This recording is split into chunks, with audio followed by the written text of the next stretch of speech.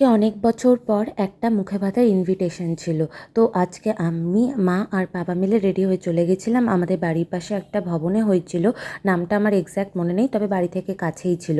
গিয়েই একদম সাথে সাথে খাওয়া শুরু করে দিয়েছিলাম হচ্ছে কাবাব। তো এই কাবাবটা খেতে গিয়ে হচ্ছে আমার চুলটা হচ্ছে মুখের মধ্যে ঢুকে যাচ্ছিল। তো এত ডিস্টার্বিং এই জিনিসগুলো, আর ওদিক থেকে সব জায়গা থেকে হাওয়া দিচ্ছিল। তো তারপরে একটা কফি খেয়ে নিলাম। তো একটা কফি খেয়ে আমার মনটা ভরেনি, আর কফিটা সত্যি এত দারুণ ছিল যে আরেকটা সেকেন্ড টাইম আমি কফি নিলাম। তারপরে মেন খাবারের বসে গেলাম সিটে।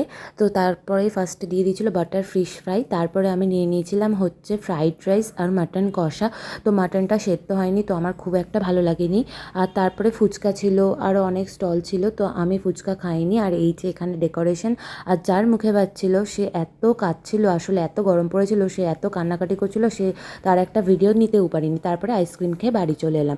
আর এই হচ্ছে ডেকোরেশন। So that's it. ভিডিওটা ভালো লাগলে লাইক, শেয়ার।